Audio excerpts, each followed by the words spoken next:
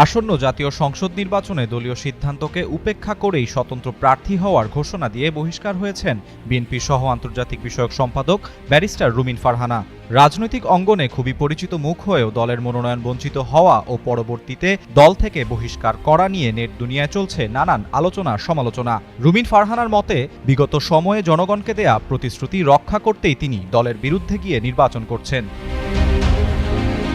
দলের বিরুদ্ধে নির্বাচন করা নিয়ে মঙ্গলবার রাতে রুমিন ফারহানা বলেন, এই আপোষহীনতা বিএনপি চেয়ারপারসন খালেদা জিয়ার কাছ থেকেই শিখেছেন। বিদ্রোহী প্রার্থী হওয়াটা এক ধরনের আপোষহীনতার বহিঃপ্রকাশ।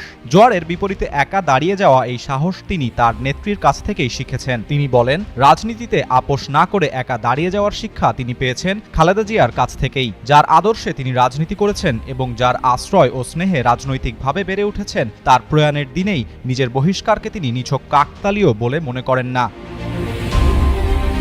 এছাড়া বিএনপির চেয়ারপারসন বেগম খালেদা জিয়ার মৃত্যু ও নিজের দল থেকে বহিষ্কারের ঘটনা একই দিনে ঘটাকে সংকেতপূর্ণ হিসেবে দেখছেন সদ্য বহিষ্কৃত সহ আন্তর্জাতিক বিষয়ক সম্পাদক রুমিন ফারহানা। তার মতে, খালেদা জিয়ার মৃত্যুর দিনেই দল থেকে বহিষ্কারের আদেশ পাওয়া তার রাজনৈতিক জীবনে এক অদ্ভুত ও বেদনাদায়ক অধ্যায়। বহিষ্কার সত্ত্বেও তিনি আসন্ন ত্রয়োদশ জাতীয় সংসদ নির্বাচনে প্রতিদ্বন্দ্বিতা করার সিদ্ধান্তে অটল রয়েছেন। খালেদা জিয়াকে একজন আপোষহীন নেত্রী হিসেবে উল্লেখ করে রুমিন ফারহানা বলেন, তিনি তার রাজনৈতিক অভিভাবককে হারিয়েছেন। খালেদা জিয়ার আদর্শে অনুপ্রাণিত হয়ে রাজনীতি করেছেন এবং সেই আদর্শ মেনেই তিনি পথ চলেছেন বলে জানান। তার মৃত্যুতে দেশ ও দলের অপূরণীয় ক্ষতি হয়েছে বলেও মন্তব্য করেন তিনি।